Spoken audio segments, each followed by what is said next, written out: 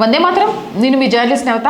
జాతీయ చిహ్నాలను గౌరవించని వారు, వందే మాత్ర గేయాన్ని వ్యతిరేకించేవారు దేశద్రోహానికి పాల్పడుతున్నట్లే అని యూపీ సీఎం యోగి ఆదిత్యనాథ్ గర్జించారు. ప్రతిపక్షాలపై విరుచుకుపడ్డారు.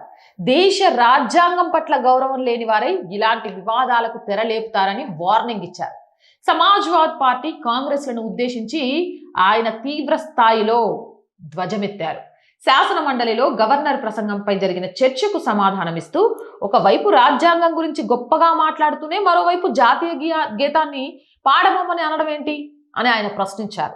రాజ్యాంగ సభ 1950 జనవరి 24ని వందే మాతరానికి జాతీయ గేయంగా గుర్తింపు ఇచ్చిందని, దీనిని వ్యతిరేకించడం అంటే రాజ్యాంగ నిర్మాత డాక్టర్ బిఆర్ అంబేద్కర్ గారిని అవమానించడమేనని స్పష్టం చేశారు. కేంద్ర ప్రభుత్వం వందే మాతరం 150వ వార్షికోత్సవ వేడుకలను నిర్వహిస్తున్న తరుణంలో విపక్షాల తీరు అభ్యంతరకరంగా ఉందని, అసలు మీరు భారతదేశంలోని పౌరులైతే వందే మాతరాన్ని పాడడానికి మీకు అబ్జెక్షన్ ఏంటని, అలాంటి వారికి మీరు మద్దతు ఎందుకు ఇస్తున్నారని కాస్తైన జ్ఞానం ఉండాలి అన్నట్టుగా హెచ్చరించారు.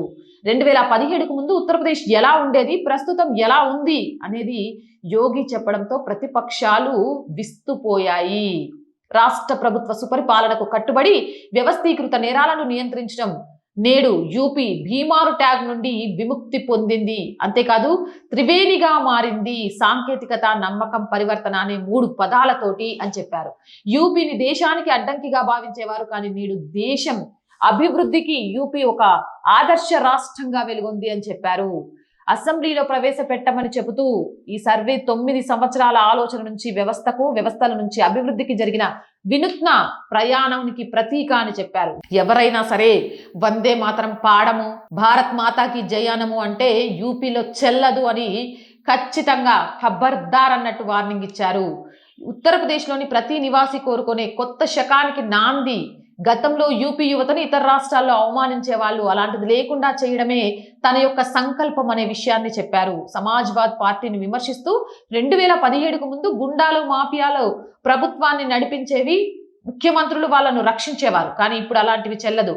ఎవడైనా సరే అటు ఇటుగా మాట్లాడితే కేల్కతం. మహిళలు, వ్యాపారులు సురక్షితంగా ఉండాల్సిందే అనే విషయాన్ని చెప్పారు. ఒకప్పుడు భయంతో బతికిన ప్రజలు ఇప్పుడు భక్తి మార్గంలో ఉన్నారు. కుంభమేళ, మహాకుంభమేళలో 66 కోట్ల మంది, మాఘమేళకి 21 కోట్ల మంది వచ్చిందంటేనే అర్థం చేసుకోండి. నా కర్ఫ్యూ, నా దంగా, యూపీ మే సబ్ షామ్గా అంటూ రైమింగ్ తో ప్రతిపక్షాలకు చుక్కలు చూపించారు. టెక్నాలజీ, నమ్మకం, రవాణాలు ఉత్తరప్రదేశ్లో అవతరించాయని, అయోధ్య గౌరవం, కాశీ చైతన్యం, మధుర భక్తి, ప్రయాగ్రాజ్ సామరస్యమే భారతదేశపు అసలైన ఆత్మ విశ్వాసం, ఆత్మ ప్రతీకలు అని చెప్పారు. మహిళా గవర్నర్ ని అగౌరవపరచడం విపక్షాల సంస్కృతికి నిదర్శనమని, వాళ్ళను దుయ్యబట్టడమే కాదు పాడము అంటే ఊరుకునేది లేదు అని హెచ్చరికలు జారీ చేశారు. ఏదేమైనా యూపీ సీఎం యోగి ఆదిత్యనాథ్ లాంటి సీఎంస్, అస్సాం సీఎం హిమంత్ బిశ్వ శర్మ లాంటి వాళ్ళు, అలాగే ఇలాంటి వాళ్ళ అవసరం ఈరోజు చాలా చాలా చాలా చాలా ఉంది. మోహన్ యాదవ్ గారు కానీ, పుష్కర్ సింగ్ ధామీ గారు కానీ, ఇలాంటి నాయకులే ప్రతి రాష్ట్రానికి రావాలి ముఖ్యమంత్రులుగా. అప్పుడే చరిత్ర తిరగరాయబడుతుంది. అసలైన సంస్కృతి భూమిలో నుంచి చొచ్చుకొని బయటికి వెలుగుతుంది. అవునంటారా, కాదంటారా?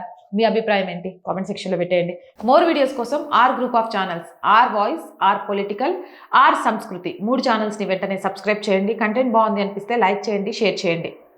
అలాగే మీరు చేసే ₹1 సహాయం కూడా ఈ ఛానల్ ఇంకా ముందుకెళ్ళడానికి, మంచి మంచి కంటెంట్స్ని మీ ముందుకు తీసుకురావడానికి మాకు ఎంతగానో ఉపయోగపడుతుంది. సో ప్లీజ్, ఒక ఆడపిల్ల సంకల్పానికి ఆర్థిక చేయూత ద్వారా దాన్ని ముందుకు తీసుకువెళ్ళడానికి అవకాశాన్ని కల్పించండి. ఆర్థికంగా సపోర్ట్ చేయాలి అంటే సబ్స్క్రిప్షన్ పక్కనే జాయిన్ అనే బటన్ ఉంటుంది. 1 to 5 లెవెల్స్ ఉంటాయి. ఏదో ఒక లెవెల్లో సపోర్ట్ చేయండి. లేదా స్క్రీన్ మీద గూగుల్ పే, ఫోన్ పేతో పాటు అకౌంట్ డీటెయిల్స్ ఉంటాయి. మీకు తోచిన సహాయాన్ని అందించవచ్చు. వ్యాపార ప్రకటనల కోసం 8328500576 నెంబర్ని సంప్రదించండి. జై హింద్, జై భారత్.